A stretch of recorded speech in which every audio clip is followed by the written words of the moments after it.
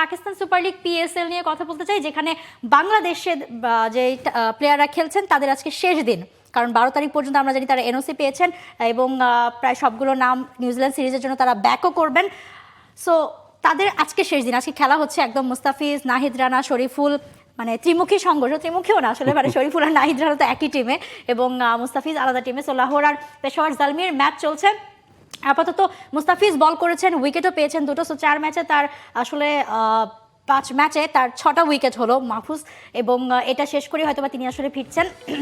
এবং আমরা নাহিদ রানা আর হচ্ছে শরীফুলের আপডেটটাও পাবো, তারা খেলছেন, উইকেটও পেয়েছেন অলরেডি।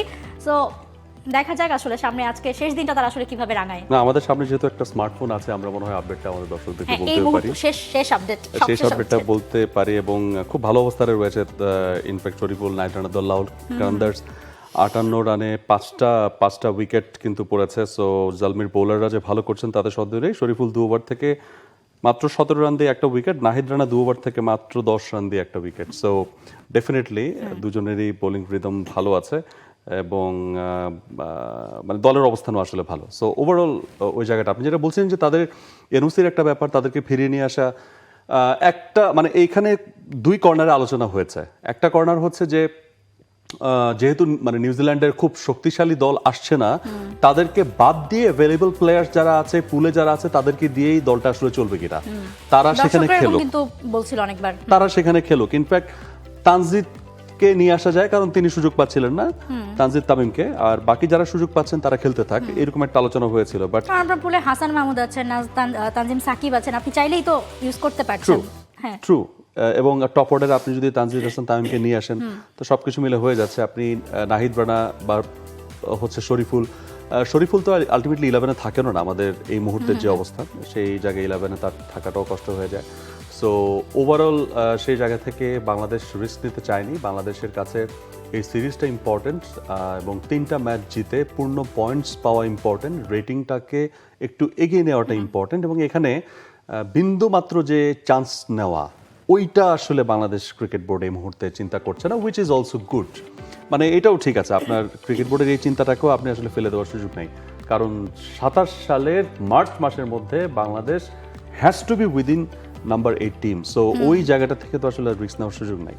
এই জন্যই দর্শকরা আসলে নিউজিল্যান্ডের স্কোয়াডটা দেওয়ার পর থেকেই বারবারই একটা কথা বলছিলেন যে আচ্ছা নিউজিল্যান্ড তো মনে হয় বিসি টিম নিয়ে আসছে, তাদের অনেক মেইন প্লেয়ারই তো নাই, সেক্ষেত্রে বাংলাদেশও কি আসলে অন্যদের এবার একটু ঝালিয়ে দেখতে পারে দিস ইজ কিনা। ক্রিকেট, ইউ নেভার নো, পচার শামুকেও পা কাটে। সো এই কারণেই বাংলাদেশ রিস্কটা নেয়নি, হুইচ ইজ অ্যাপ্রিশিয়েটেবল।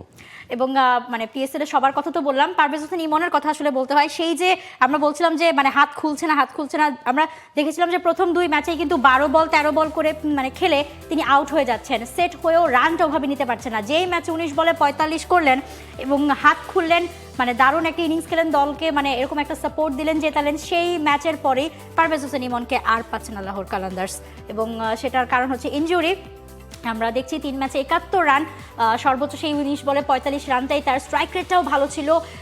আনফর্চুনেটলি সেই ম্যাচেরই ফিল্ডিং করার সময় তিনি আসলে অন্য একজনের সাথে ধাক্কা লাগে, যার কারণে তো কাঁধে ব্যথা পান, এবং কাঁধে ব্যথা পাওয়ার কারণে এরপর যখন আসলে এমআরআই করা হয়, আমরা জানি যে লাস্ট যে ম্যাচটা ছিল সেই ম্যাচটাতেও তিনি আসলে একাদশে ছিলেন এই ইনজুরি কনসার্নের জন্য। এরপর আসলে আরও যত রিপোর্ট এসেছে, যত তাকে ফিজিও পরীক্ষা করেছেন, মোটামুটি বেশ কয়েক সপ্তাহের জন্য, মানে পিএসএল শেষ, অলরেডি শেষ পিএসএল, ইমনের কয়েক সপ্তাহের জন্য মেবি মাঠের বাইরেও থাকতে হচ্ছে। এবং সেখান থেকে এই মুহূর্তে ইমন এটাই প্রার্থনা করতে পারেন, নিউজিল্যান্ডের সঙ্গে টি20 সিরিজটা আছে, তার মধ্যে তিনি নিশ্চয়ই তার প্রসেসগুলোকে ঠিক রাখবেন, যাতে এর মধ্যে তিনি পুরোপুরি সুস্থ হয়ে যান, ফিট হয়ে যান। বাংলাদেশে ফিজিও থেকে শুরু করে তাদের যেই ধরনের চিকিৎসক টিম রয়েছে, প্রত্যেকের সঙ্গেই এই মুহূর্তে ইমন কানেক্টেড আছেন, এবং সেই জায়গা থেকে আমরাও প্রত্যাশা করছি যে টি20 সিরিজের আগে ইমন সুস্থ হয়ে উঠবেন। For more updates, subscribe to our YouTube channel and click on the bell icon. Follow us on Facebook and Instagram. Download T-Sports app to enjoy exciting games and highlights. Visit tsports.com.